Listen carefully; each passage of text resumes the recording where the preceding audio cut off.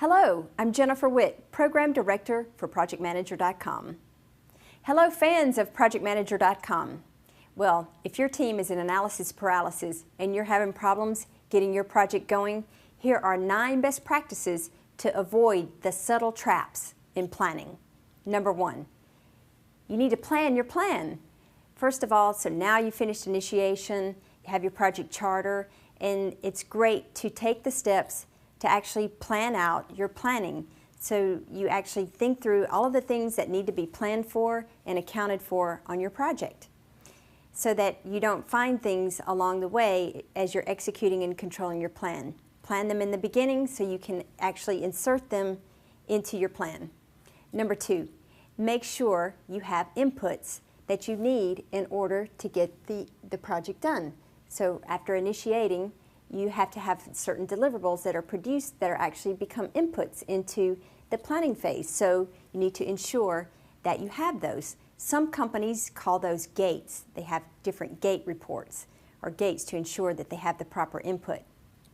Number 3, create and communicate your project plan and your schedule, just to make sure everyone knows who's to do what, when, and where.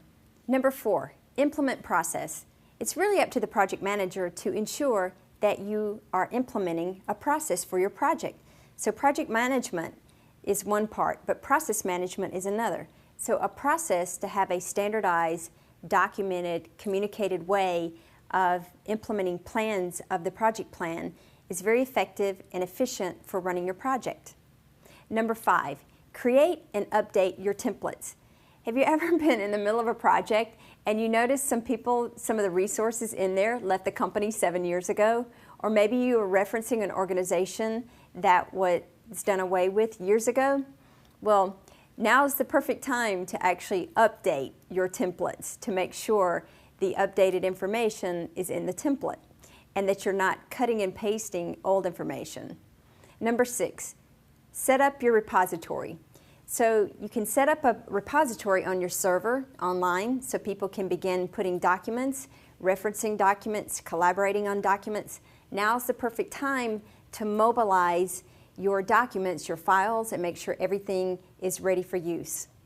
Number 7, get sign-offs. It's very important at every phase along the way to get certain sign-offs. So therefore, in the middle of a project, people aren't asking you why you're doing certain things. You can show them who's signed off and when.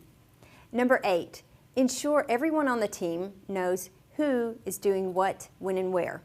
I'm sure you've probably been approached by people asking you for things and you weren't even aware that you were on their project plan or in their schedule. Well, the same courtesy applies for the members on your team and the stakeholders. So everyone knows the task, the deliverables that they're responsible for. And then number 9, last but not least, is really knowing who you need on the project when. In the planning phase, it's important to know what type of thinkers that you need. You need people who are going to think through the details, actually get your plan to a detail level. You also need people who are going to help you find the pitfalls. What things where you might find risk, where might we fail, where do we need to get plan Bs in place.